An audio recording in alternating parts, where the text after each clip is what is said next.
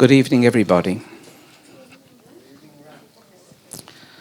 Nice to see you all here. I'm sure you enjoyed one of today's Melbourne's typical weather days. And now you've come here to brighten up in the sunshine of one of my most favourite Hawaiian natives in Marvin Oka. I'll tell you more about Marvin later. Suffice it to say that I think that he's one of the world's most wonderful teachers. And I say that having travelled so extensively. And it's always a real honour, as well as you'll see a great pleasure, to have him address us. It's one of the few occasions that we get to see each other. Sometimes we wave at each other on aeroplanes, different aeroplanes. And tonight, mindful mind for meaningful moments. Is there a English literature term when things begin with M's like that? Is it alliteration? I'm not sure it is alliteration. Yes, it is. How many votes? Okay, good. It's a very full topic. Usually, Marvin presents with us for a minimum of 2 hours. Tonight, it'll be 3, as you know. No? You know?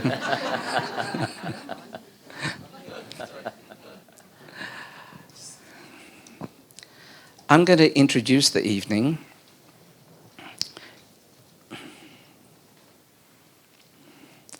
And I'm hoping that the technology doesn't fail me.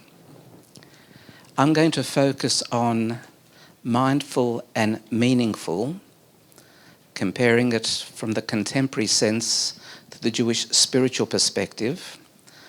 And then Marvin's going to take it away and express it in terms of verbals and behaviours, which of course is one of the major expressions of neuro-linguistic programming, of which he is the leading exponent of. When we use words like mindful and meaningful, what do we really mean? So I consulted with Professor Google as to what mindfulness is, and he provided me with the following definition, of which I've noted in orange or a brighter colour the words that I think are meaningful for this evening. A mental state achieved by focusing one's awareness on the present moment while calmly acknowledging and accepting one's feelings, thoughts, and bodily sensations. Well, I found that a little too complex, so I highlighted the particular words that I think captured the essence of what the contemporary word means. Mindfulness obviously somehow relates basically to the mind. It's got something to do with focusing, awareness, being present in the moment. And yet, in the definition, we come up with emotions and feelings as well. So it seems to be part of a total experience, not just mind as such, although its primary expression is in the thought process. If we had enough time, we would probably distinguish all those and analyse them, which I did last year in a mindfulness course. But for the purposes of tonight, I want to just distinguish initially the use of the word mind from the use of the word emotion, both of which play such a significant role when we speak in terms of mindfulness per se. In Hebrew, the word mind is seichel, and in Hasidic psychology, emotions are called midot. They're not true emotions in this particular cultural format. Midot are aptitudes for emotion, spiritual aptitudes for emotion. They're not emotions per se. Likewise in terms of mind. What you have here by way of a model is 10 extensions from a source. Let's call that source the beginnings of everything, the source of creation. Call it the Godhead. You can discuss it theologically, you can discuss it in terms of the diagram. From it emanates 3 plus 7 emanations called Sephirot. These Sephirot are the spiritual aptitudes that once they become expressed down here in the realm of time and space, which is where you and I inhabit consciously, this is where the existential meaning in life evolves for you and me, down here. Those 3 aptitudes of mind and these 7 aptitudes of emotion become expressed as our thought processes and our feelings. It doesn't mean that we have only 3 aspects of mind and only 7 aspects of emotion. They intertwine, so that, for example, the 7 emotions are compounded from each other. So you really have 7 times 7 emotions, 49. And that becomes a rather developed template for a psychologist to be able to analyze and assist his or her client when you have 49 shades of emotion. And I'm not going to go into that at this particular moment. The 3 of mind, likewise, compound. But when you and I speak of thinking and feeling, we're not really dividing the elements up. We just are conscious of streams of thought and streams of emotion. I won't go further with this model because I want to progress more into what we are going to discuss this evening. The contemporary science tells us that the way that our mind operates is in 2 contrasting modes. One mode we call the non-linear mode, or the mind-wandering mode. That's the kind of free association you have when you're lying on the beach, allowing thoughts simply to roam in and out and intersect in ways that you and I don't drive them. They just happen to make associations. That's the first of the 3 mind processes in the Hasidic teachings called Chokhmah.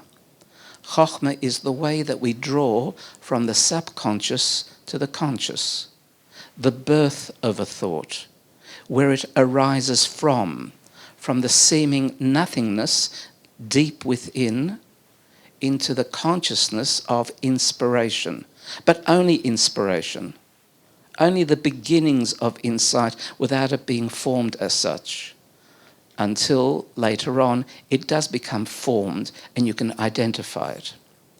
But this mind-wandering mode, the one that you practice in a shower, because all your best ideas occur in showers, do they not? And there's a reason for that. Perhaps we'll share it a little bit later. They're very, very important modes of being creative. And that's why Chokhmah tends to be called the creation of thought. But we have a second mode of mind process science acquaints us with, and that's called the central executive mode. This is the mode where you are focused and intentionally creating a pathway for the thought. It's no longer an accidental association. It becomes a deliberate journey of a thought. This is called in our tradition the Bina and Da'at processes. Bina being the point where once an opaque, inchoate kind of inspiration now becomes a defined idea with breadth, width, depth, definition, and leads to a goal, da'at, a problem-solving goal, a hand movement goal, any goal that might be there. They're the Bina and Da'at processes. That's what's called today the central executive mode. Having identified these 2 ways in which generally our mind operates, we can perhaps develop that a little bit further And we can ask ourselves the question, which one is more desirable?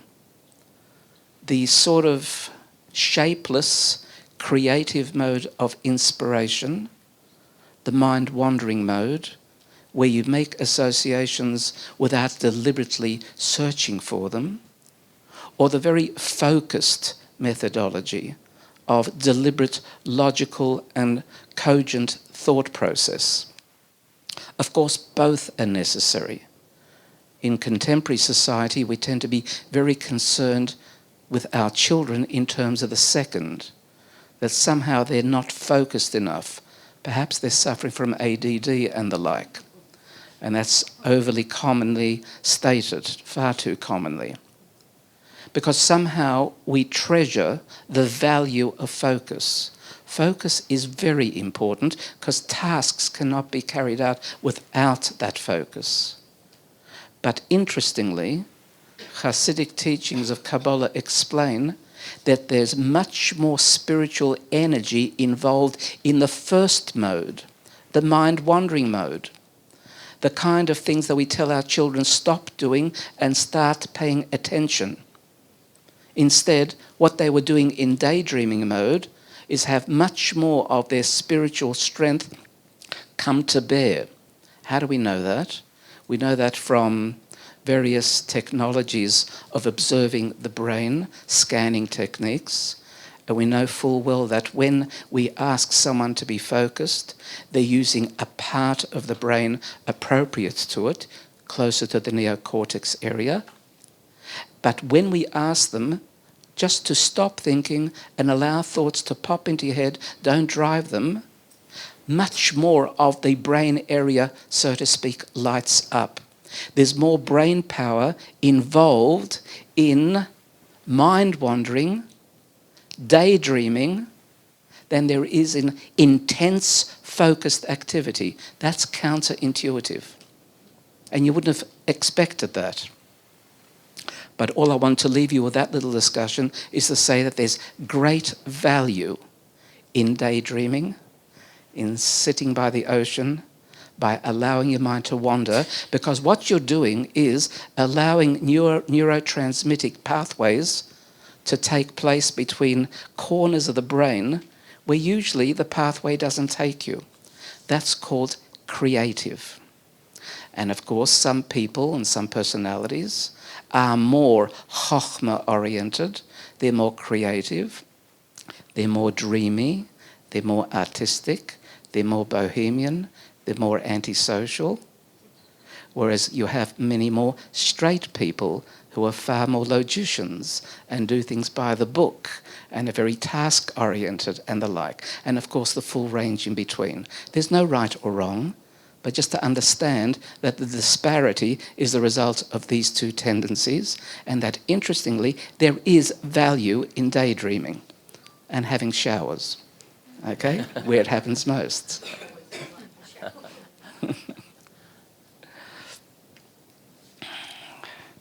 So the central executive mode, which we are so concerned about our children, requires focusing on tasks. The Bina Da'at analytical and concentrative processes. And of course, you can't carry out any task or role in life without that. So of course you have to be able to practice that as well. Don't walk away and say, Laibl said, you don't have to learn about focusing. Focusing is important. It's just the other one is often underestimated. And some children are gifted in one way more than the other. So as I said before, a truer reflection of the neshama, of the soul, takes place in the mind-wandering mode. And that's the wonderful new discovery that we may have made this evening. Now let me turn to meaningfulness. What makes a moment or a life meaningful? Perhaps I'll ask you to offer something.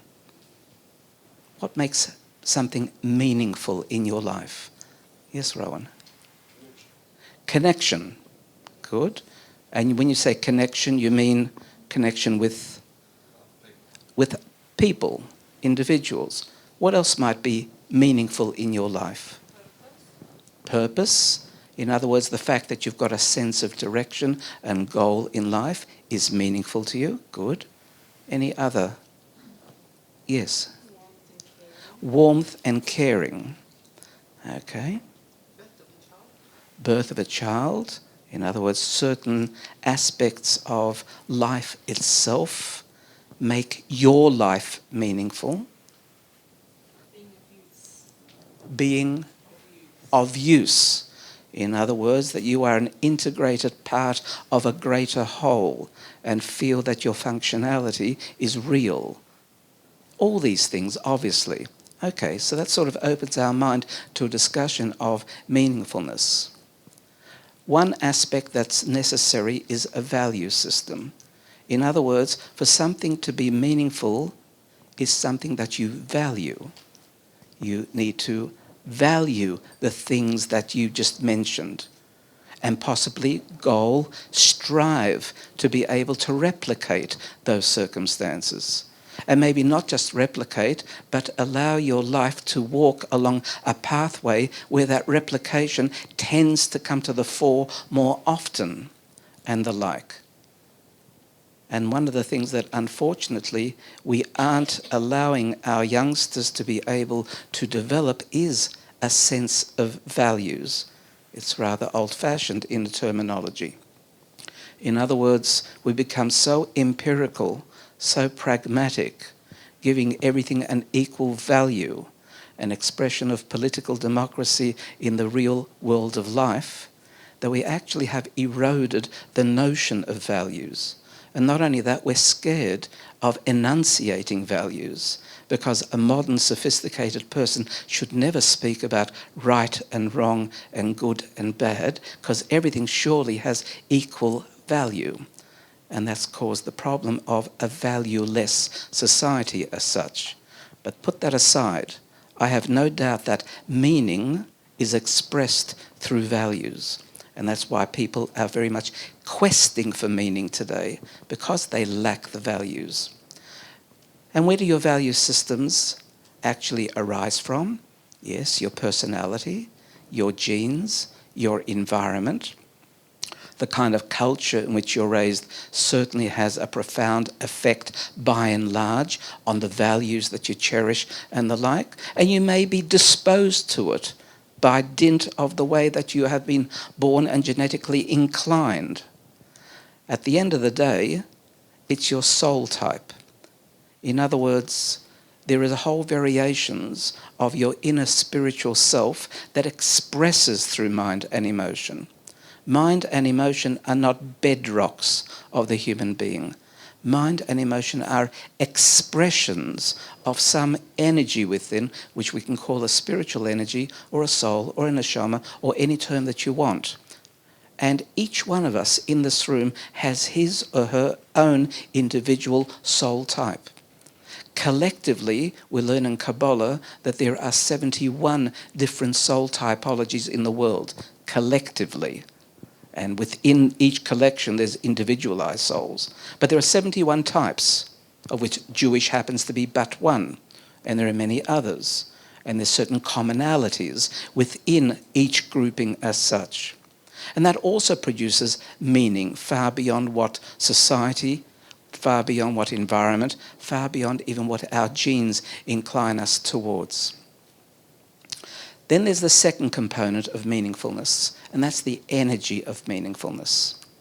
In other words, if values and where they derive from are one aspect of meaningfulness, somehow the way that we direct that energy to what someone called earlier a goal becomes part and parcel of the way that we ultimately find meaning in life. There are two words which I always use in association with this discussion. The first one is emunah, a belief, the energy of belief in the moment. What does that mean?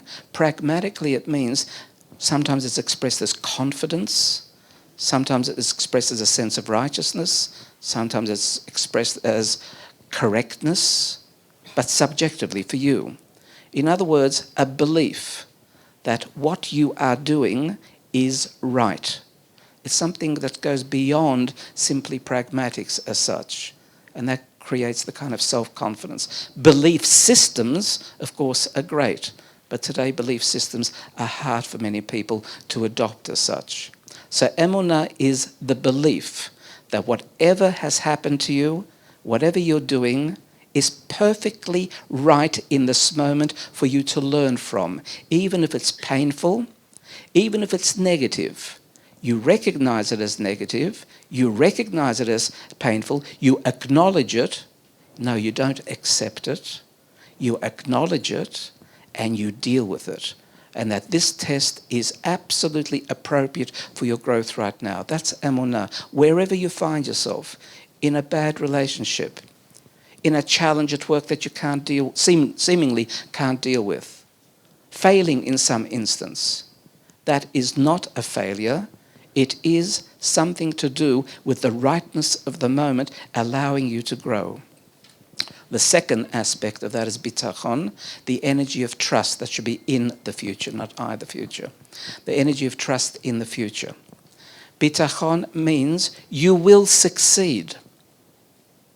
To have that kind of self-confidence in the knowing that if you apply yourself, world is not unfair. Creation is not unfair, but quite the contrary. There's a certain threshold of energy you need to expend and you will succeed. As I often say, I cannot prove these two propositions, but neither can you disprove them. So we're on equal ground. But I do know that if you use these two energetic systems, firstly, you're going to be a much more likable individual. You'll be a much more positive individual.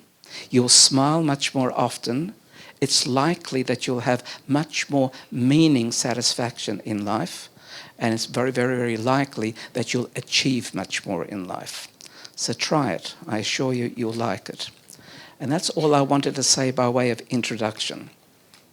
Because I think that what we're going to hear from Marvin now is a much more down-to-earth, practical expression, perhaps of some of the things. He and I share interest in Kabbalah, and in fact I had the very, very good fortune of having a series of dialogues that are somewhere online with Marvin to do with Kabbalah as such, and you can search for them.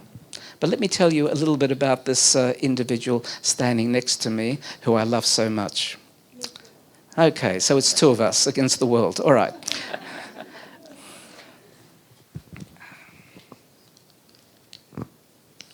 He's arguably the best NLP trainer in the world. I say that without reservation.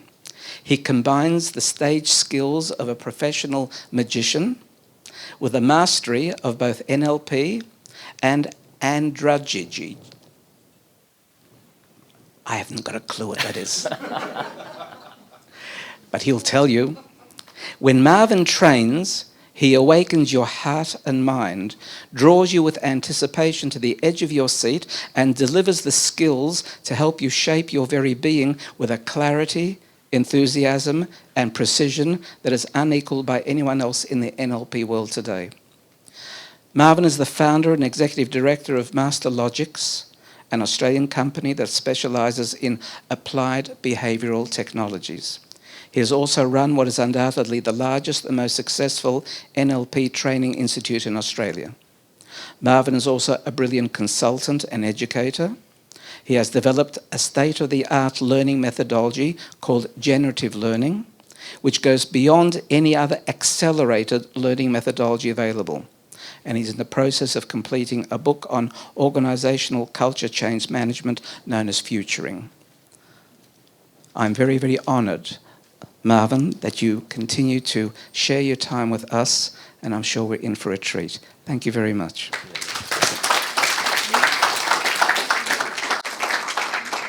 Thank you very much. My God. I just love listening to Laibl. Isn't that sensational? I could listen to that for the rest of my life. It's fantastic. Thank you for that very, very kind introduction. Well, welcome, everyone. And thank you for coming out on a rather cold and rainy Melbourne day or Melbourne evening. So I'm always very honored to be here at any point in time. And as Laibl mentioned earlier, and for those of you that have seen me in the past, while I have been living in Australia since 1987, I was born and raised in Hawaii, so the way we often like to greet people in Hawaii is with the word aloha. So just turn to whoever's next to you, say aloha.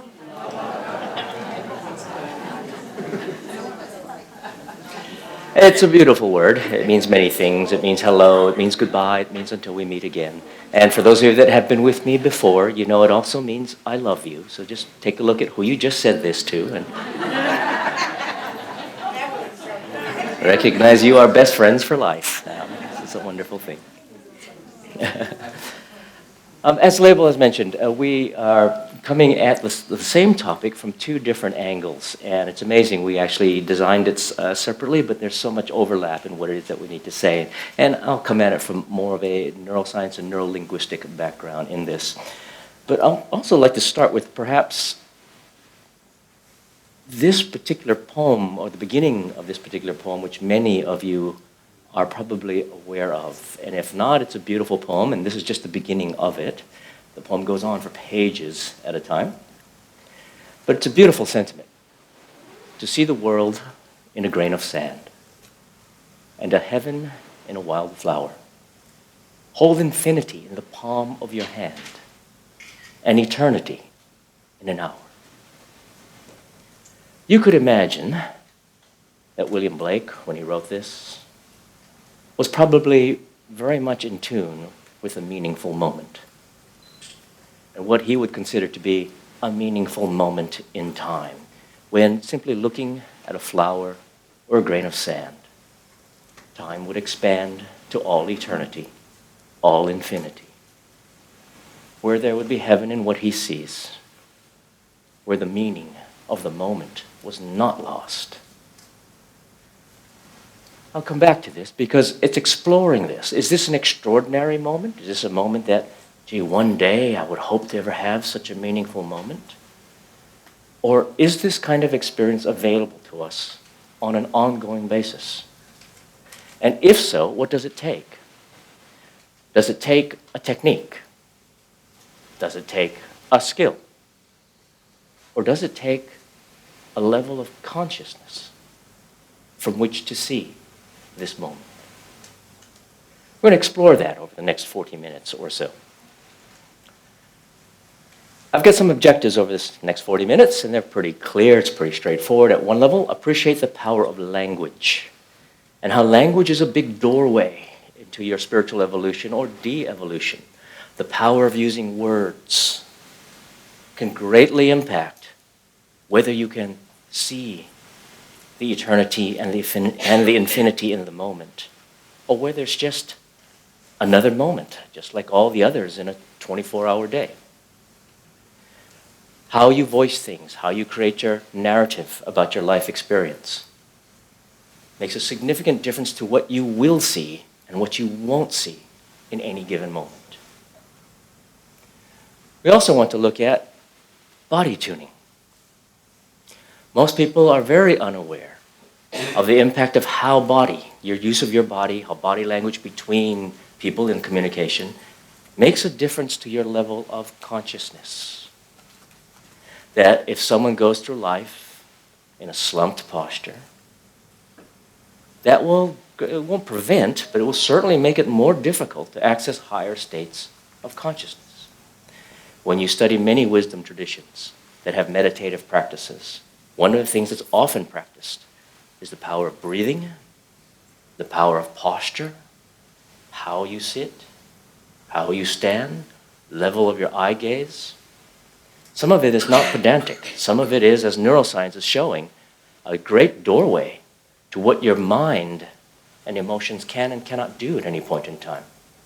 And so we'll talk more about this throughout the next 40 minutes. And obviously, as Rowan said earlier, enhancing your level of connection with others and with life situations. How do you make every moment meaningful? So we're going to talk through this. Does that sound fair enough?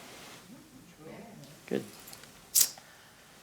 Well, let's explore this a bit further. As Laibel's already gotten us going along this line, let's take a look at what is a mindful mind. Well, first of all, let's just stop and contrast that for a moment, because the other side of that is, what does it mean to be mindless? What is a mindless mind? I mean, we all have minds, But sometimes we'll say, oh, that person was mindless. Well, what does that mean? Which is very different than someone who's very mindful. Well, what does that mean? Well, from a behavioral modeling standpoint, and by the way, for a quick background, for those of you that don't know, that's my particular job. I'm what's called a behavioral modeler, and hence why I'm taking the angle I'm taking over tonight's presentation. What we do as modelers, as we look at forms of human ability, we look at all forms of human ability, and our job is to try and duplicate it. Now, the challenge is that all forms of human ability require processes outside the awareness of the expert. So what we have to do is sort of hack in to find out what's happening even outside your awareness. Give you an example. If you've been with me before, you know how this works. If you haven't, this will be fun. Just hold up your hand for a moment and wiggle your fingers. Good. Now, let's say for some strange reason, you're the world's greatest finger wiggler. I don't know. You're very friendly. I don't know. And I come up to you and I say, oh, master finger wiggler, I want to learn how to wiggle my fingers just like you. Tell me, how do you do that? What would you say? You would say, well, you just do it. You just hold up your hands and wiggle your fingers. Well, okay, that's correct, but highly uninformative to someone who doesn't know how. Because even a simple process like wiggling your fingers, you're unconsciously competent. You're competent outside your own awareness. You even don't know how you do this. So I'll ask odd questions as a modeler. I'll ask you questions like, well, how did you know? How did you know to hold your hand this high? Why not like this? And why this angle? Why not like this or like this? How did you know which finger to go first? How did you know how far down before the next one went? How did you know how fast to wiggle your fingers? And oh, by the way, I noticed you stopped. How did you know when to stop? You wouldn't have thought of any of that. You would have just done it. So my job is we try and find out what occurs outside even the expert's awareness of how they do what they do. And when things like mindful consciousness, when someone exhibits qualities that someone would say is they're very mindful, as opposed to someone else that's very mindless, we get wildly curious as modelers. We want to know things. We want to know things like, how do you know? We get really interested. Nothing stops us from being really curious. Even so, if someone comes up and goes, I'm feeling depressed, we get really curious. We go, wow, that's amazing. How do you know? How do you know you're depressed? How do you not know you're not ecstatic right now? Your brain has to have some way of making distinction. Procrastination's another good one. Anyone in here procrastinate? You can let me know tomorrow, if you like. Some people say, procrastination, I wish I could get rid of my procrastination, that's so bad. Really? How do you know? How do you know that that's bad? Why isn't that good? Like next time you feel like getting depressed, put it off. Just never get around to it. It's a skill if you know how to be mindful about how you apply it. It's just a human ability to put things off. Whether you put things off that's important or you put things off that really you should put off, like depression, well, that's a skill that you can choose if you're mindful. So we get curious about things like that. And so we sort of discover, when we look at a mind that's mindful, I'm just going to give you a certain set of characteristics here, and then we're going to have a conversation about contrasting that when you're not this way. So one is this whole notion of a level of consciousness that is awake to itself. You are a conscious human being, and you know that. You're aware of that. Gurdjieff often mentioned a great little phrase, and he said, most people are asleep. He talked about a waking sleep. We get up, we go to work, we do whatever we do during the day, we get home, we go to bed, and all that time we were supposedly awake, we were still asleep. We were not very mindful. We were running on automatic. We were doing just things outside of awareness. And, well, here's a great example of this. For those of you, if you've got this position where you can do this well, just stand up, if you will. Good. And sit down. Now, if you were like most people, you're somewhat aware as you're sitting down. Then you stand up. And you're somewhat aware of starting to stand up, and then you go unconscious. And the next thing you know, you're standing up, and then you're aware that you're standing up. Sit down. Oh, you're aware that, okay, I'll need to sit down. And somewhere between, I think I'll start sitting down now, to the time your butt hits the chair, where'd you go? For a lot of people, they just kind of went to unconscious land and then sat down. Next thing they know, they're back in their chair. Well, you might think, okay, for that little moment, that's one thing, to hold awareness through that whole movement. But I have met people where, look, I can't honestly say for sure if that this is the case, but it seems like that's how their whole day went. They woke up, and next thing they know, they're back in bed going to sleep. What happened during the day? I don't know. You'll even ask them, what'd you do today? They go, I don't know. What do you mean? You don't know? Weren't you there? And so this whole notion of being conscious and knowing that you are a conscious individual, that you have a consciousness about you, and knowing you have a consciousness about you is significant. Because now the question is, so what do you do with that awareness? What do you do with that awareness that you have awareness? Do you squander it? Do you just not attend to it? Or do you really work with it, knowing that we are conscious human beings? And that consciousness is multidimensional. It's not just one thing. You're conscious of many things in a mindful state. You're aware of your own thought processes. You're aware of your emotions. You're aware of the environment. If you're talking to someone, you're aware of their reactions. You're aware of the dynamics between you. You're aware of time passing. You're aware of many things. And there's a way to stay aware without getting overloaded. But it's not just one thing you're aware of. But it's not just awareness alone. It's a consciousness that helps you grow, that helps you evolve, that helps you adapt to situations. You're learning as you go. And it requires what psychologists call metacognition, which is your capacity to not only think and be aware, but to think about how you think. Be aware of how you're being aware.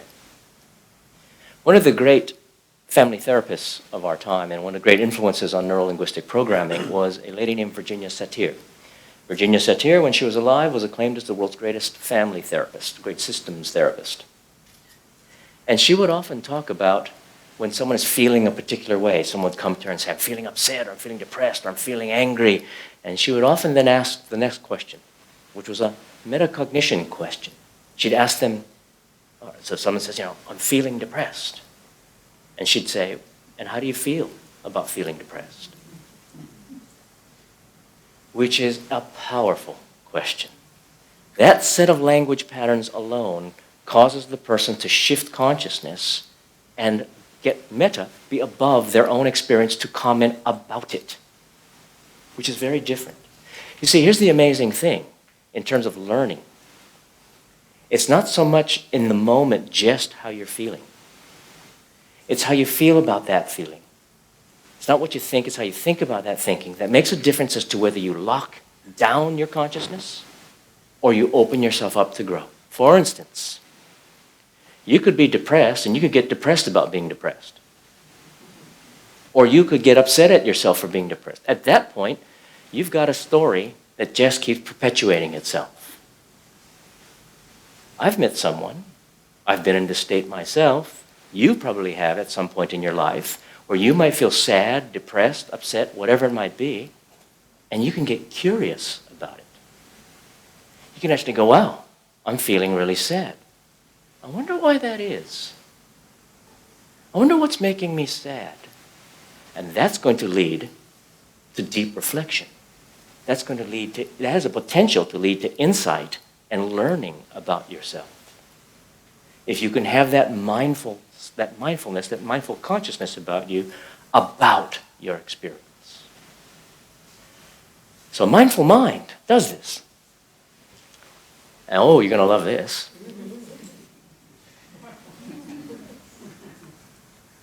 First, there's the experience. You ever meet people, especially you hear it in professional careers or jobs, where someone comes up and they say, well, I'm the expert here because I have 25 years experience on this job.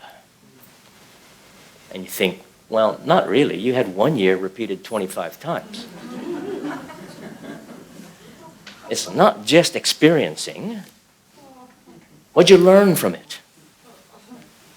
But to learn from your experiences so that you don't just keep repeating them over and over. One of the things you can do in any given moment is not only go through the experience, but experience the experience. Wow, I'm feeling happy. And I can actually notice myself being happy. Wow, I'm really enjoying being with this person, and I love the fact that I'm enjoying being with this person. See, that's a higher order of consciousness to comment about your own experience. But then you can go even further still, to get very generative. Experience the way that you're experiencing the experience.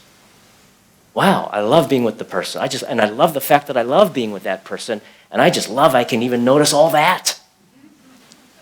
Because what does that say about what I can do? And now it starts becoming very generative at that point.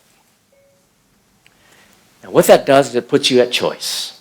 It allows you to say, if I like it, if I don't like it, what do I want to do next? What is my intention here? What kind of experience do I want to have? Okay, I'm not feeling so great in life. All right, do I like that feeling? Feeling about the feeling? If I'm willing to go with that, fine. But if I say, well, no, I actually don't like not liking living my life.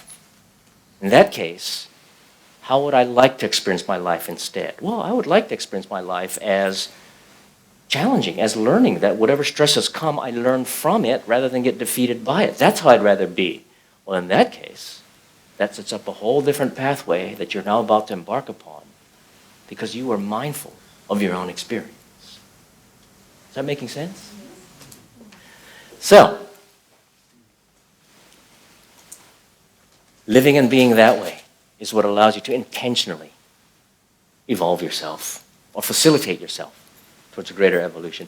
And interesting, when you study different wisdom traditions, they'll often talk about, especially in mental and emotional processes, higher and lower ones. And my understanding of this from a Kabbalistic framework as well is if we're looking at a spiritual soul or an animal soul in these kinds of ways. Sometimes we all have reactive thoughts, and then other times you have higher order thoughts where you can actually separate it out. You can say, yes, I'm thinking that, and that's not the way I want to think. I'd rather think much more spiritual orientation, and you choose the way you want to think. And you choose the way you want to feel. Because you're at a consciousness, a mindfulness that enables you to do that. So first step is, let's just explore in your own history where this has occurred. So you've got an exercise to do with a partner right now. It's very simple. Think of a time when you were mindful versus, for lack of better terms, mindless. I don't mean totally mindless, but I mean there's times when you weren't necessarily your most spiritually evolved self. Anyone ever have one of those moments? You ever had challenges at work or people that plug you in or whatever it might be, and there might be even a part of you that's thinking, yeah, well, okay, that wasn't the best reaction I could have had, but hey, what the heck? They upset me. Think of those two things, and now contrast it, and just kind of go, what's the difference when you are in a state of consciousness where you weren't very mindful, meaning whatever thought you had, you thought that was it. Whatever you said to yourself, you thought that was reality. Whatever story you had, that was it. That was the whole world, and you weren't very meta to your own narrative, to your own stories. And just contrast it back against these and kind of say, what's different when you are mindful, when you're not mindful? Can you see some of these characteristics in play? So this is just straight discovery, just trying to exploring within your own personal history. Where do you have the resources for mindfulness so that you see that this isn't just conceptual, but these are things you can actually do and have done probably in your lifetime. All right? So for a couple of minutes, turn to a partner, ask them, when have they been mindful, when have they been not so mindful, and how does it play out differently along these lines?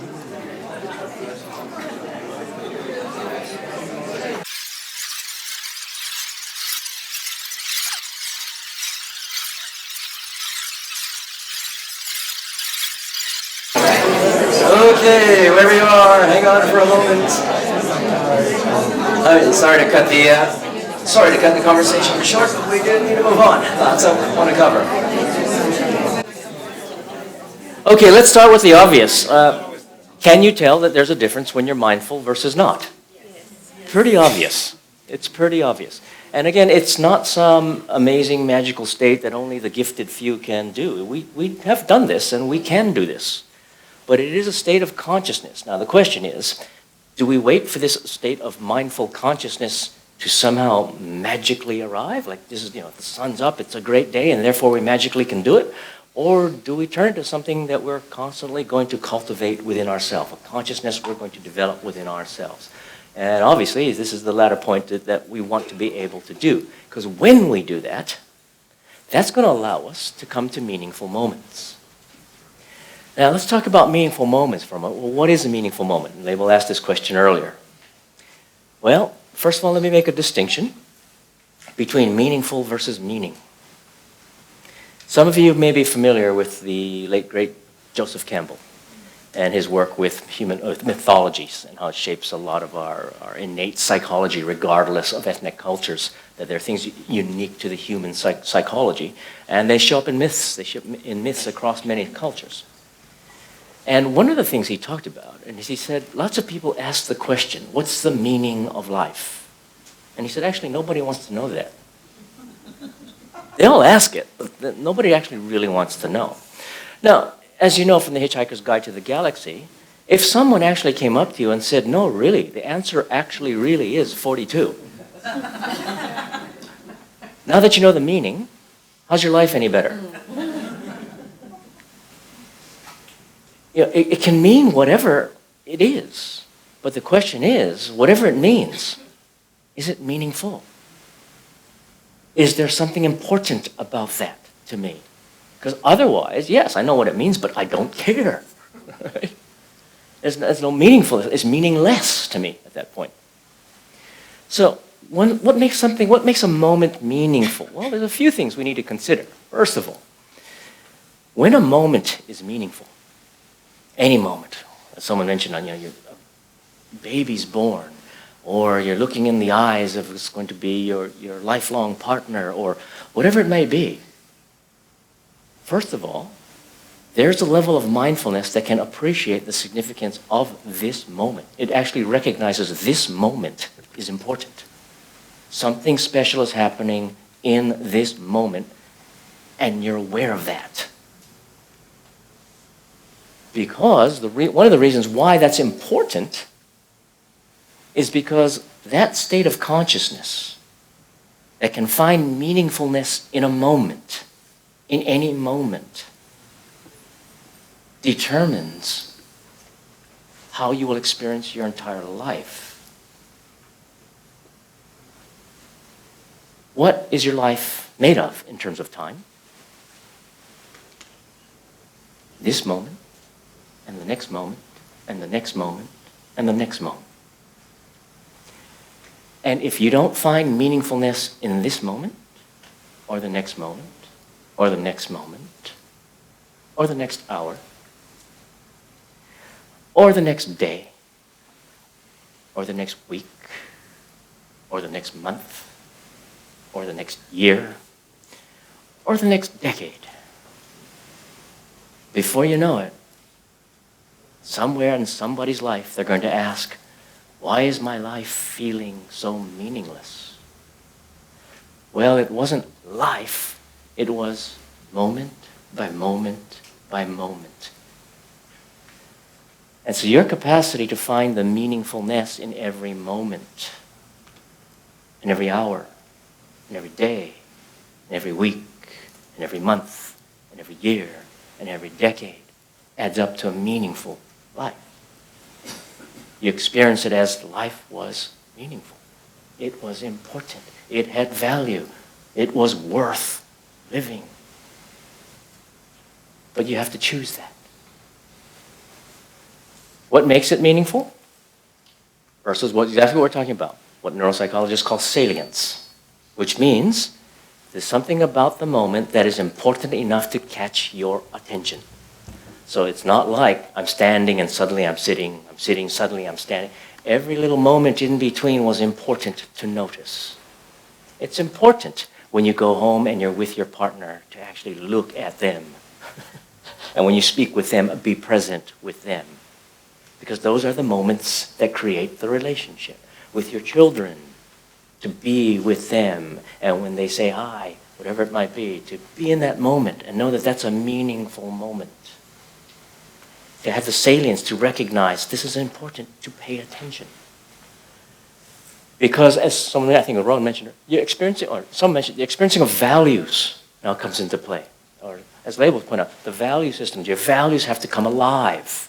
It's not, my values are honesty and integrity and peace. Well, those are all wonderful words.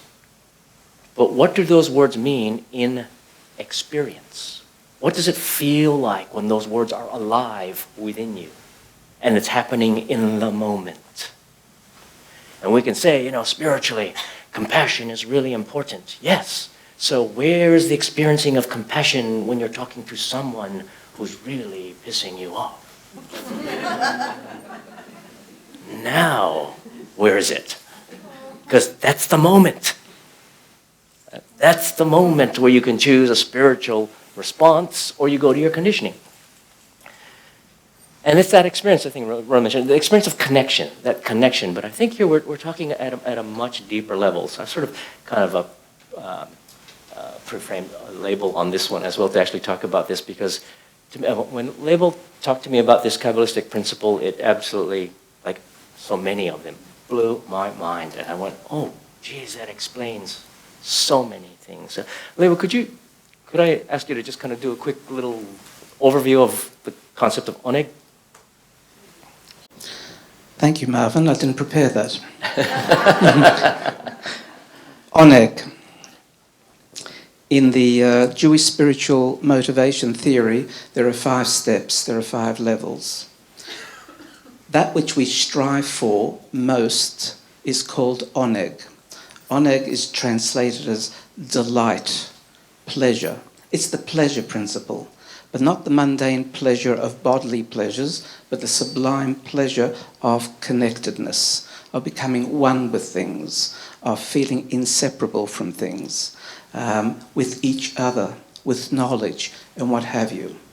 In order to have that state of oneg to be replicated over and over again, we exercise willpower, ratzon, striving us to get to states of oneg. We want to be with that person again. I want to reread that book again.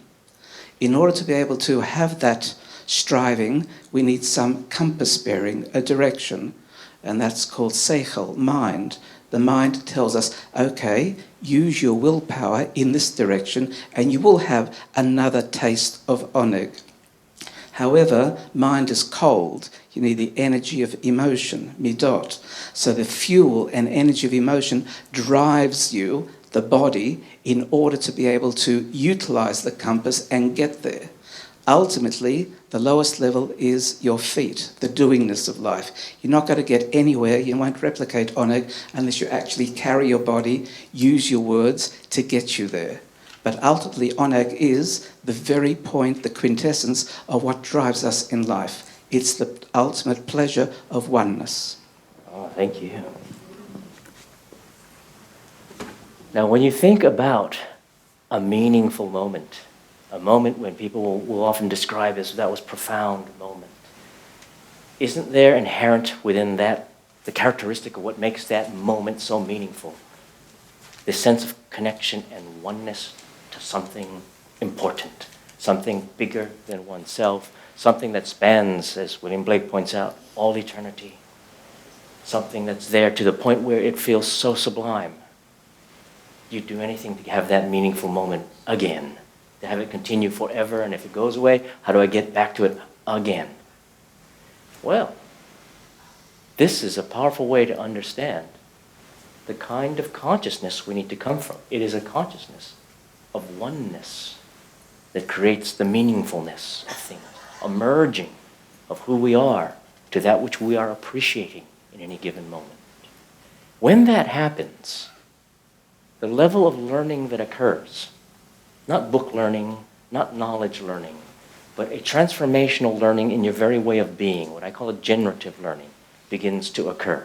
I'm going to take a slight lateral way of talking about this topic, and then I'm going to come back to a method to actually make all of this work in a practical sense.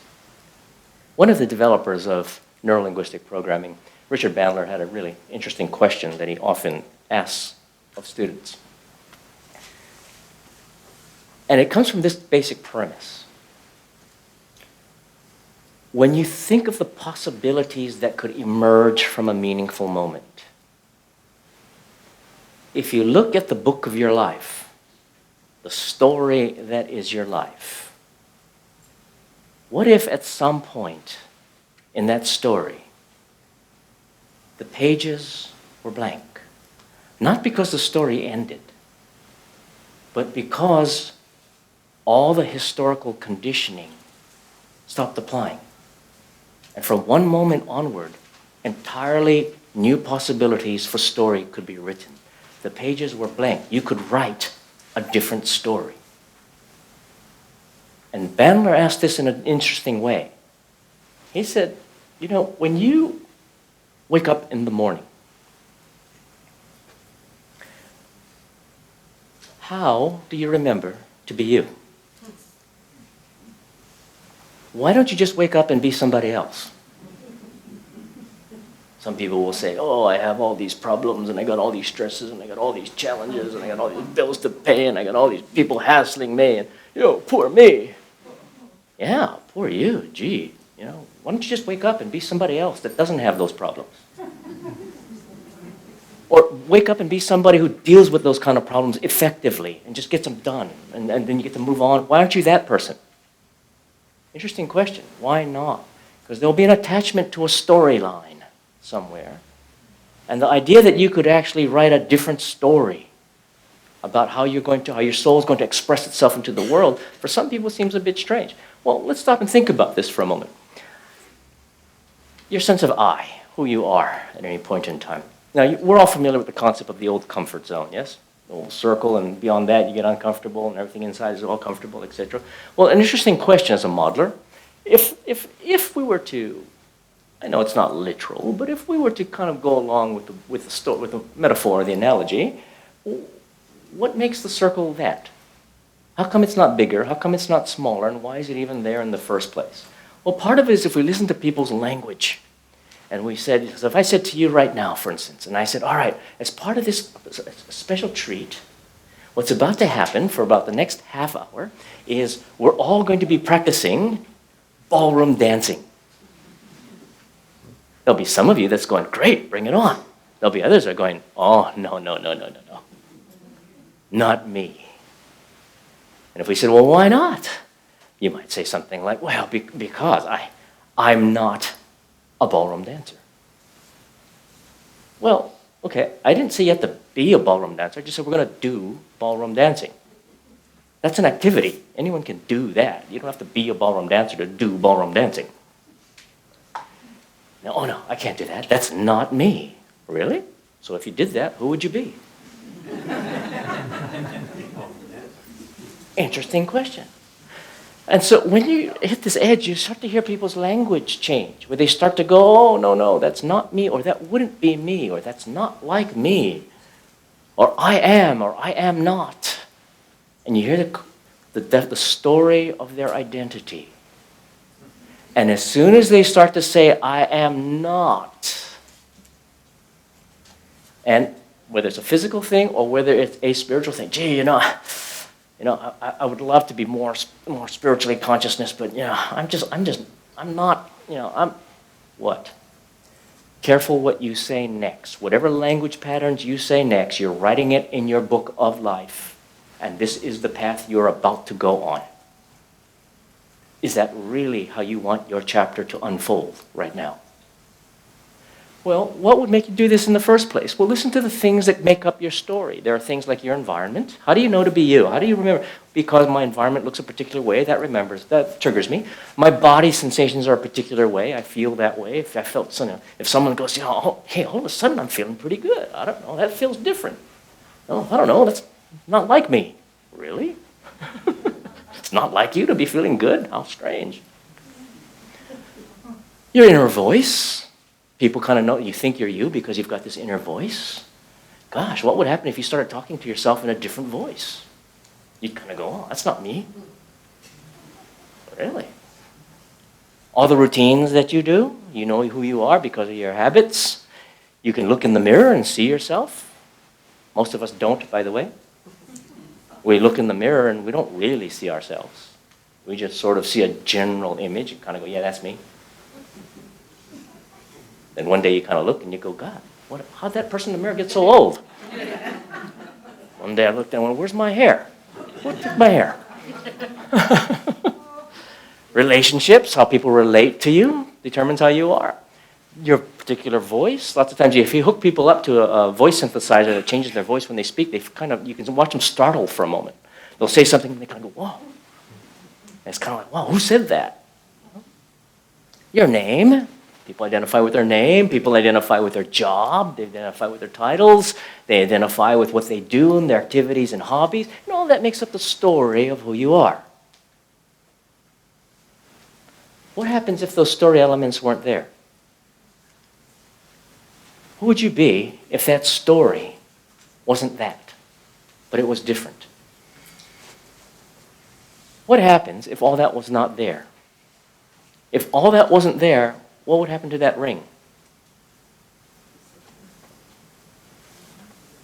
And what would you be left with? You wouldn't be left with nothing, because you are a soul.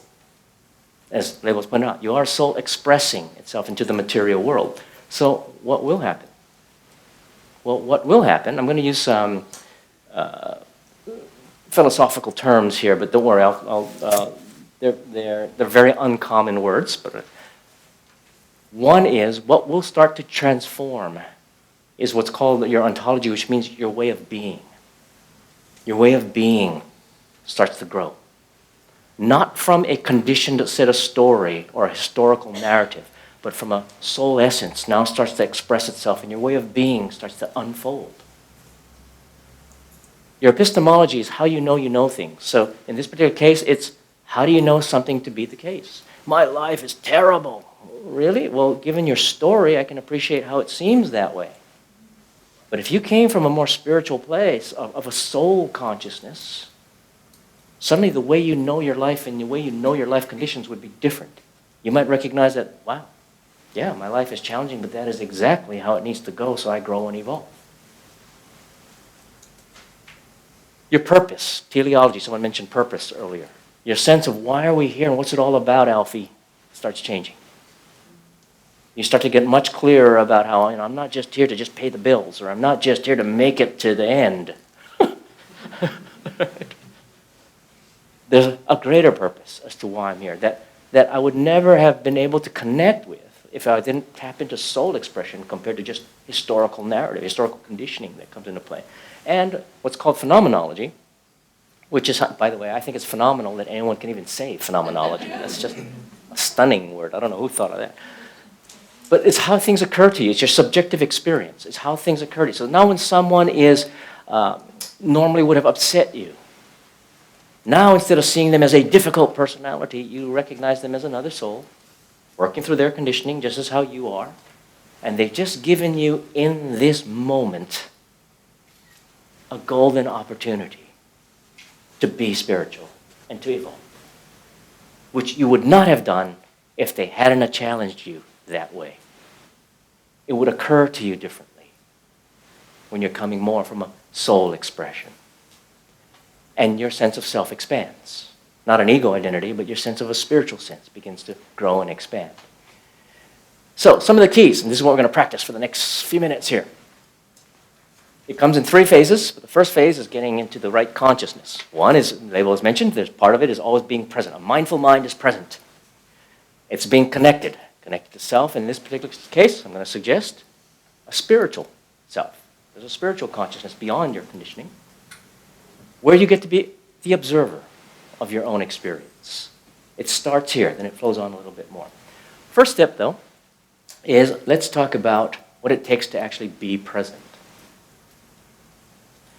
And one of the first things any mindfulness practice will start to teach you is how to direct your attention on your own experience, usually starting with something like body sensations, then quickly moving to breath. And there's a reason for this. I would love to be able to spend the next couple of hours with you on unpacking breath, but I won't. But I'll just say this.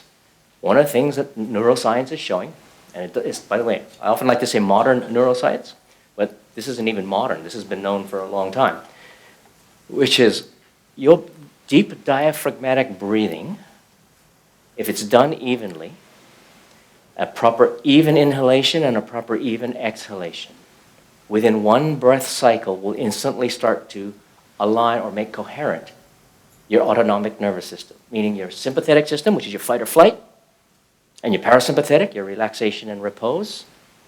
You don't want too much of one or the other. Too much sympathetic, you're stressed and high anxiety, type A behavior. Relax, okay, I got 5 minutes, I can relax. They're going to sign up the 30-second meditation cure, fabulous. Or overly parasympathetic, overly relaxed, too much apathy, lethargy, heavy gravity days. You ever met someone who's overly parasympathetic? Long exhalations, because inhalations activate the sympathetic, exhalations activate the parasympathetic. Talking to someone who's overly parasympathetic, it's like talking to Eeyore. Okay. Hey, let's do this. All right. If you really want to. Oh my gosh. But an even inhalation, even exhalation, things will balance out very, very quickly. Which is why all wisdom traditions have some kind of a breathing practice. Because you will not get to a state of mindfulness, meaning if you're overly sympathetic, overly parasympathetic, you can't get to a nice state of balance if you cannot regulate your breathing. Pretty obvious? But to do that, you can't just take a breath. Here's a great example. All right, everyone, take a deep breath. Go. Okay, now, a couple of things watching just physiologies in the room. And typical audience, so this is going to have a range of different responses. Now, your diaphragm, to take a deep breath, by the way, it's not just your lungs. Your lungs doesn't just expand by themselves.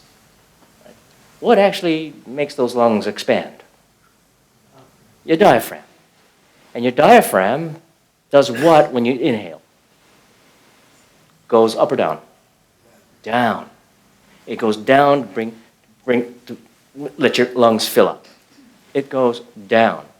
When your diaphragm goes down, it means if your lower torso is locked, it can't go down. And what you'll see instead, when I say take a deep breath, you'll see people do this. Since the diaphragm can't go down and the lungs can't go down, the only way you can take a deep breath is to go up. And as soon as your shoulders go up, you've gone sympathetic. Tension, stress, anxiety, rapid shallow breathing. You ever see someone who's stressed? What are their shoulders like? What's their breathing like? Shallow, rapid. You ever had a stressful day or a stressful presentation or whatever it might be, and then what did you do to relax? The big exhalation. And when you do it, what direction does everything go? Down. Which means, if you want to be able to access mindful states of consciousness, you need to be in a physiology that allows for that to happen. Part of that, as F.M. Alexander pointed out, is what's called the primary control in your neck, which means you want to relax and lengthen your neck down to your lower base of your spine, which means if you want to take a breath when sitting, you actually need to sit up on the two ischial bones in your bum. And you need to be able to sit in a way where your lower back is not curved, your pelvis isn't scooted under you, because that will just lock everything up. So that when you take a breath, your pelvis can still move a little, and your diaphragm can go down, and your breath can go down. Now, sometimes it's difficult learning it sitting, so we're going to practice it standing. So just stand up, if you will. Okay. Great. So first, let's just see what you've got so far, what we call an NLP, a baseline calibration. Take a deep breath and just notice your sensations when you do it. Notice what moves up, down.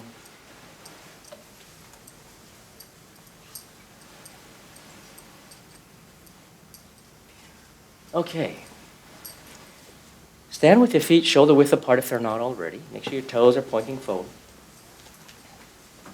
Bend your knees just slightly. So there's a slight give in your knees, which should make your pelvis more movable. Imagine like a string coming up the back, pulling you up. Make your neck relaxed, but lengthen from the top to the base, and just kind of imagine a lengthening that goes that way. Keep your knees bent.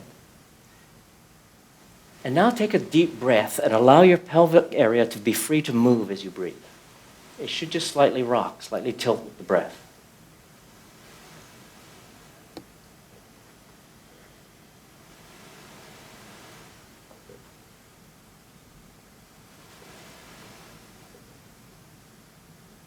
Okay, contrast that. So your central nervous system will learn through contrast. Kind of put your toes up, facing outward. Lock your hips, lock your knees. Take a breath. Easier or harder? Oh, definitely, isn't it? Slight physiological change. Changes your breathing, changes your capacity to access a state of consciousness where you can be more mindful or less mindful. Instantly. Stand again with your feet pointing forward. Bend your knees slightly. A little bit of give. Take a breath. And as you breathe a bit easier now that you're not holding that tension, can you pay attention now to other things? Could you become more aware of who's standing next to you? Where you are in the room? Because you're not tense, can you even notice the feeling of the clothes on your skin? Could you notice yourself noticing these things? Becoming aware that you are noticing these things.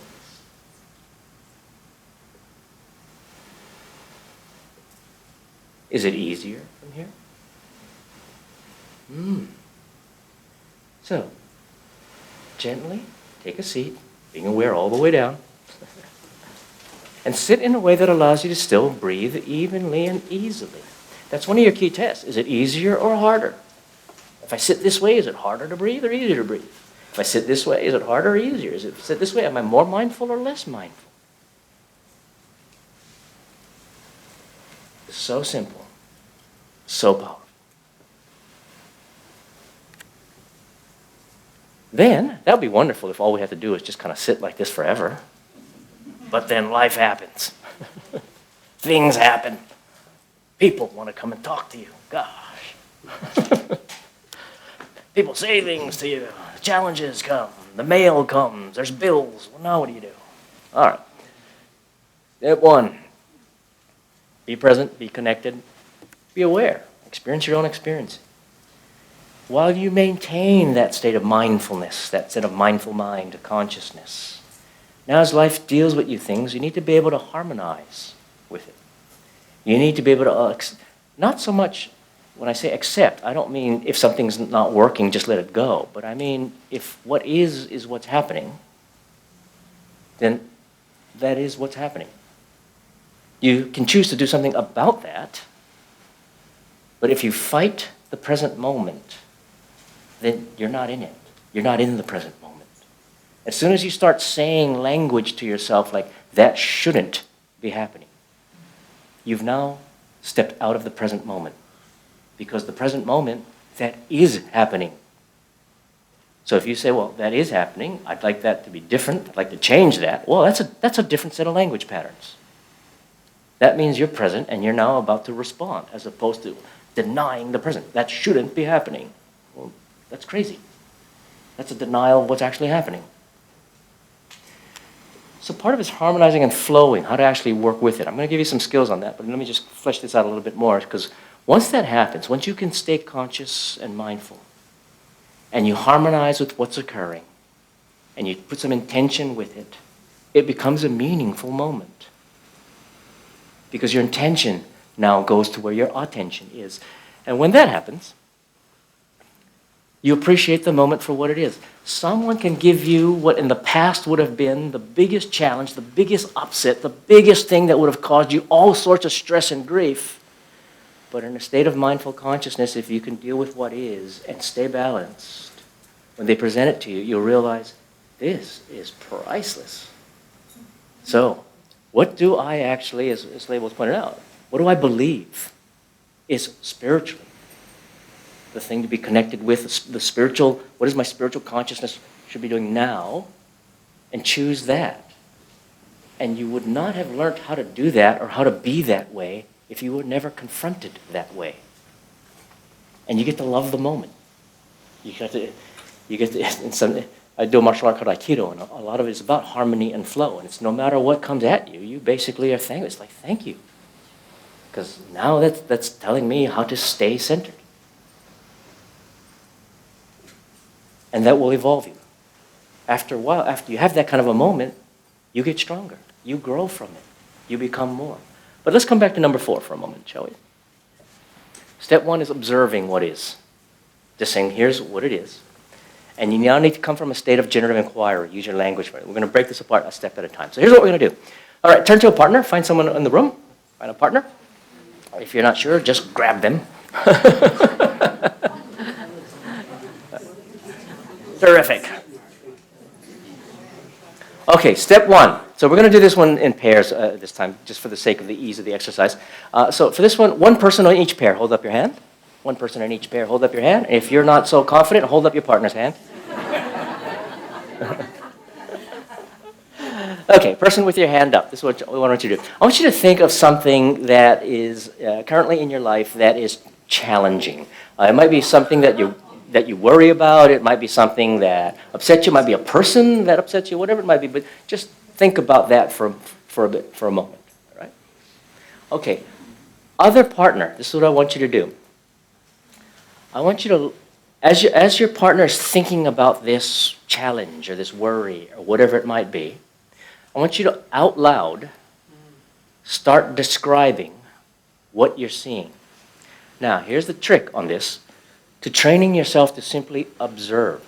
Now, observe is just observe. I'm not saying judge. I'm not saying put labels to it. I'm not saying, put evaluations on it. I'm just saying just observe. So, for instance, if your partner's eyebrows go down, a crinkle starts to appear a crinkle of skin appears between their two eyebrows. You start to see their jaws start to clench. That's what you describe. But you don't say, oh, they're looking angry. You don't know that. Angry is your projection on them. That is not what you're seeing. All you're seeing is straight sensory-based communication. You're seeing jaw muscles have moved. You're seeing their angle of their eyes has now gone down about 20 degrees. You're seeing a furrowing of the brow, but you don't know anything else. You learn to simply describe what is. No narrative on it. Now, it's not, from a lot of people, this is a big deal to do this. They find it very difficult to separate those two out. For some people, it'll be easy. For others, it's just like, well, yeah, it's obvious. They're upset. That's your story. That's a story you've put on what you've seen. You're not observing what is. You're putting a story to what is. And now you're responding to the story, not what is. That person has it in for me. You're now going to react to that story, that language, as opposed to, yes, they came in unexpected. Their voice was a lot louder than usual. They leaned forward at you over the desk. Right? They pointed their finger at you. That's what happened. Right? Do they have it in for you? That's your story. Now you'll get upset if you believe that story. But I can respond to what I've just seen very much more calmly. Right?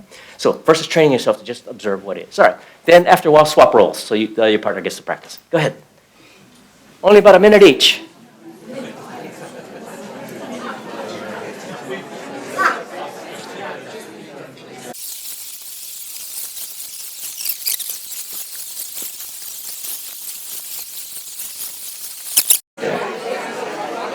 Okay, start to finish up, please.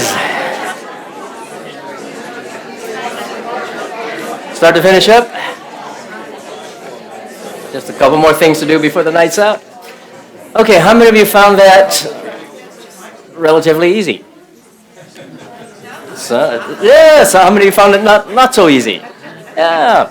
Yeah, absolutely. For many, many people, it is an actual skill to develop. Is how do I train myself to just observe? In the great science fiction novel Stranger in a Strange Land, written by Robert Heinlein, there's this great person called the Fair Witness, and the Fair Witness is someone who's been trained since birth to only comment on things on exactly what they see with no evaluations or judgments whatsoever. And the Fair Witness's accounts are so accurate that they're held up in court, that if the Fair Witness said that that's what happened, well, that's what happened. And so someone was testing them and said, I mean, how accurate is that? And they said, well, for an example, and they're going down the road and there's some cows over there. And so there was a fair witness in the car, and they said, so fair witness, what color is that cow? And the fair witness said, brown on this side. It's like, okay, that's pretty good. Okay, now, once you can observe whatever is happening, if you can, without getting caught up in your own language patterns and storylines that keep you from evolving spiritually, but if you can breathe and just observe what is, it opens the doorway to now a potential for some spiritual development on your part. But it helps to now use your language patterns in your favor, which is how do you create a level of inquiry? How do you actually ask yourself some questions that then lead you into a next level of emergence for yourself? And so I'm going to talk to you, there's many language patterns I'm going to talk to you about. One in particular I want to talk about is called what we call in neurolinguistics the modal operator of possibility. And the opposite would be necessity. Lots of people talk about how we have to, or we should, or I must. But then possibility are things like it could, or what if, it could become possible. And one of the great influences of NLP was the late, great Dr. Milton Erickson, one of the world's greatest medical hypnotists of all time. And one of the things that Dr. Erickson lived in his epistemology, in his way of knowing and being in the world, is he always lived from this framework that whatever he was experiencing was only one possibility. It was only one way he could possibly be experiencing everything. And he kept asking himself, what are other ways I could be experiencing this? No matter what. Having a coffee, having his breakfast. He'd been thinking, what are other ways I could be experiencing this right now? Could I be joyous? Could I be ecstatic? Could I be on the edge of enlightenment? Could I be seeing altered realities? What are other ways I could be experiencing this other than the way I'm doing it now? And it's a very powerful inquiry to come from. So I'm going to ask you this. I'm going to take you through a series of 3 different things based on the challenge situations that you've been thinking about, that you've been working with your partner on. This is one you'll do individually, and I'll take you through it from the front of the room. One has to do with, I'll put it this way. Anyone in here ever been in an argument and you knew you were right?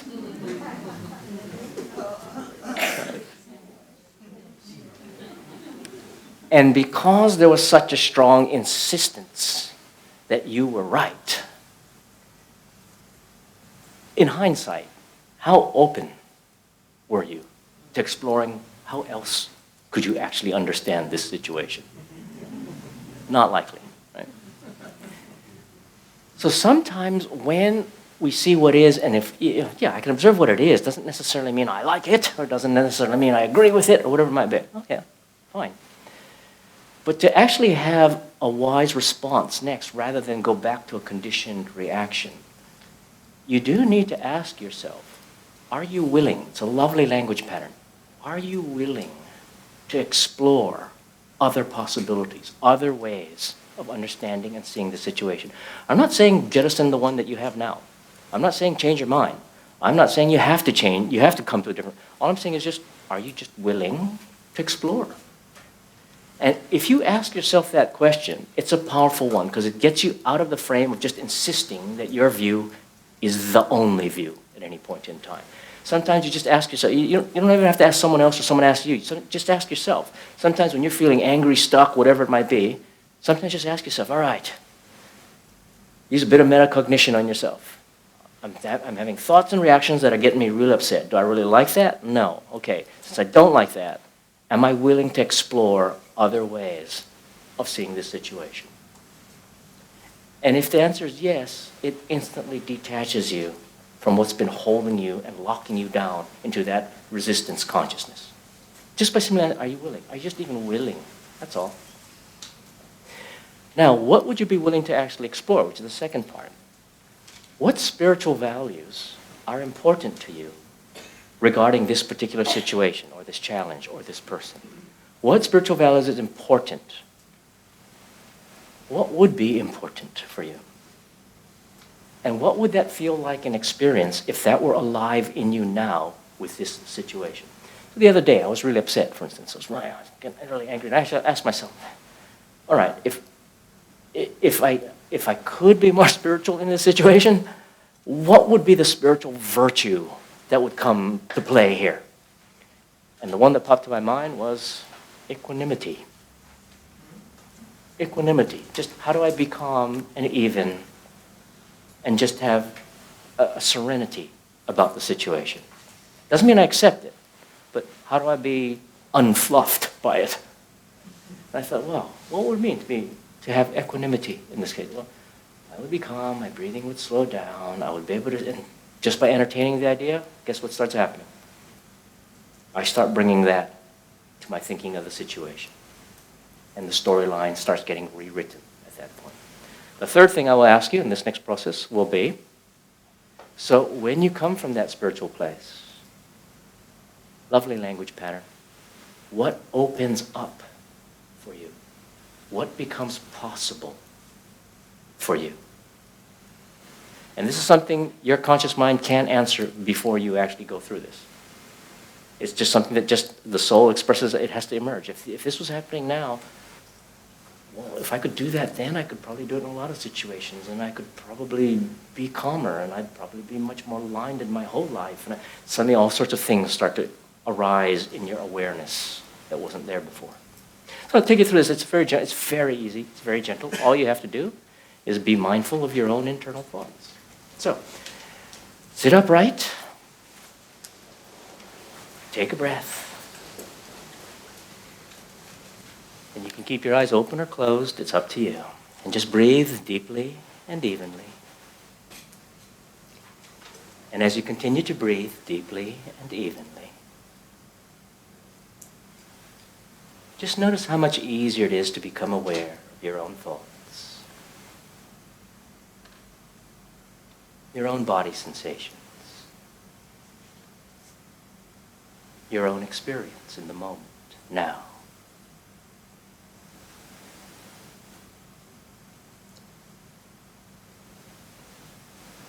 And as you continue to experience your own experience in this moment, you can become aware of the thoughts and feelings you have about this challenging situation or person that you've been thinking of. And just notice. Just notice the thoughts. Just observe them. And be aware that you are observing them. And notice the feelings that go with these challenging situations or persons. And be aware that you are noticing those feelings.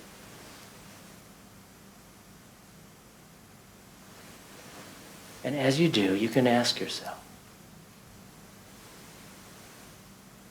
how do you feel about having those feelings? What do you think about having those kinds of thoughts that produce the experience of challenge for yourself? And ask yourself, would you be willing to explore other ways of being, more spiritual ways, to see and understand and respond to this challenge differently, in a more meaningful way?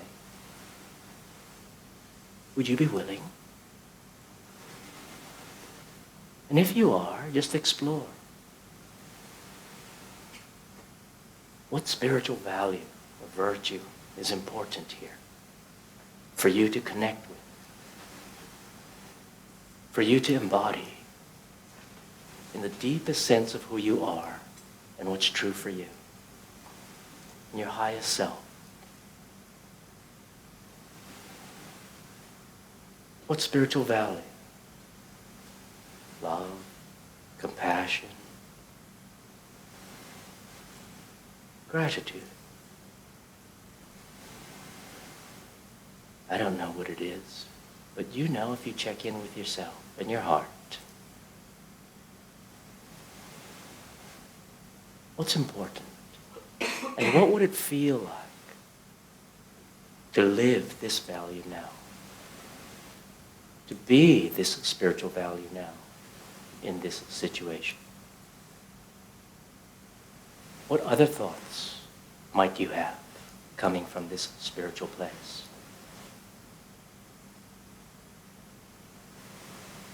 Just notice what arises. And what feelings would you feel coming from a more spiritual sense of self in relation to this situation or person?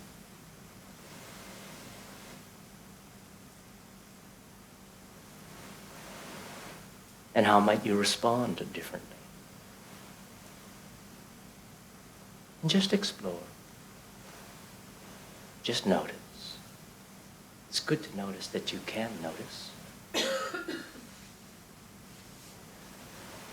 And what opens up for you if you were this way?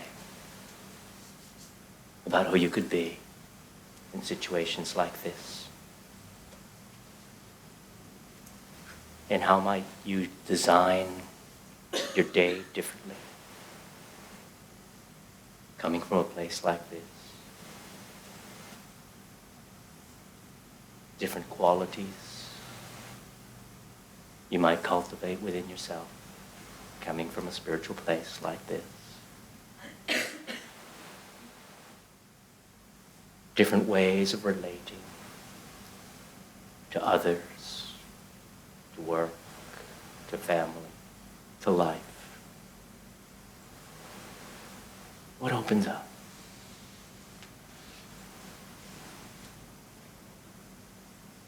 And as you become more and more aware of all the possibilities that can emerge from a more spiritual place, you can be grateful for this challenging situation, because it is this very challenge that has caused you to become aware of what can be possible for you. That it is a gift if you're mindful of it. If you can notice the meaningfulness of it. And notice who you become, the more aware you are. What becomes possible for you as a spiritual soul. And so take a deep breath and bring this awareness back with you, back into this room.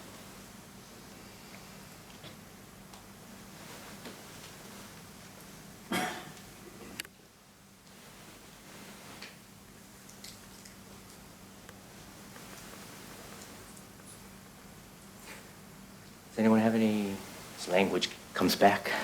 Does anyone have any quick shares they might like to offer as to what you experienced? What happens when you're mindful of a situation? One word comes up, understanding. Understanding, one word comes up. I'm better than what I feel I am. Yeah. I understand the person. Beautiful, beautiful. Understanding goes a long way. Appreciation, beautiful, beautiful. Isn't it amazing? Before it was a challenge. Now it's like, wow, this is actually, thank you. We can go further, but we do need to wrap. So this is what happens. First, you need to be present, connected, be in a mindful state. Then flow with what is. Don't judge it. Don't create more narrative and story around it. But bring your spiritual values to it. Bring a spiritual consciousness to it, and you realize it's a gift. And when you do, you can appreciate it. The moment is meaningful. The moment was thankful. Yeah. You can enjoy the drama. You know, you go to see films that are dramatic. And Yes. if you can sort of say, oh, this is it. I'm going to enjoy the drama. I love it, yes. I'm going to enjoy the drama of it all without getting caught up in it. But you can still respond to it. And you evolve who you are. You learn generatively. It can happen very quickly.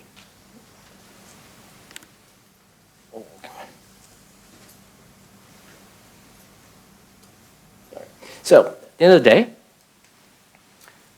some key takeaway things to remember. Number one, practice a mindful mind. You need metacognition. Experience your own experiencing. Be careful of your language. If you start using old conditioned narratives and stories, you'll stay right where you are. Instead, use language to open up what becomes possible if you came from a more spiritual place. Use your physiology. It's very hard to be spiritual when you're like this all day. Relax, lengthen, breathe. Cultivate your consciousness, your spiritual consciousness, deep, onic connections. You get to experience life as a series of meaningful moments, one after the other, because you're present to your own life. And I started off with this beginning of this poem by William Blake. Often it's one of the most quoted ones, most quoted parts of his, as I said, his poem goes on for pages, but most people only quote these first 4 lines. But what's really interesting is his last set of lines at the end of many pages. And the last set of lines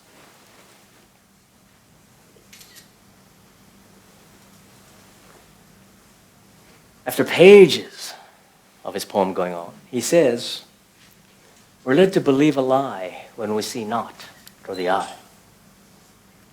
Meaning, instead of observing what is, we just start making up stuff and believing that the stuff we made up is the truth. Which was born in a night to perish in a night when the soul slept in beams of light. Which meant the soul is there in the light, but if we are not connected to our soul consciousness, we live in the dark and we come up with stuff. And it starts in the dark and it ends in the dark. God appears. God is light to those poor souls who dwell in night, who've been living a life that's unconscious. And a God consciousness brings light to our life. But does a human form display, or to those poor souls who dwell in night, but does a human form display to those who dwell in realms of day? Who can be, as humans, show up in the light, in God's light of day, with this consciousness of being mindful, of seeing the meaningfulness in every moment? When you have that light, the human form goes into full display as a spiritual form. So if I could wish you anything on a cold, windy, wet Melbourne night, is even at night, may you live in the realms of the day with God's light. You've been terrific. We're over time. Thank you so much. If you want to find out more, well done.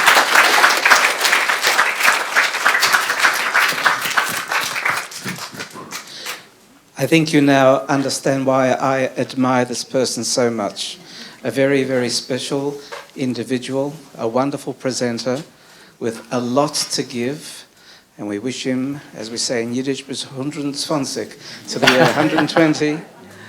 May you continue to share and share and share. Thank you very much for joining us this evening. Next week at this time, we're going to have a very, very interesting presentation by another Dr. Lewis, Dr. Danny's wife. Her name is Dr. Beverly Lewis, and she's talking about the transformative power of scent and smell.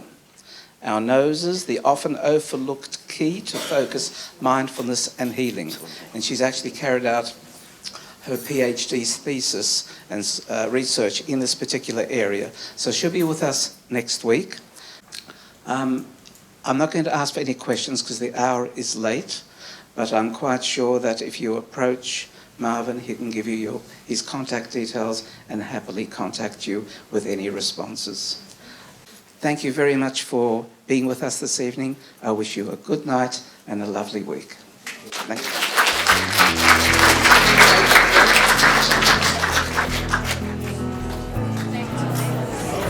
Thank you. Thank you. Way too over.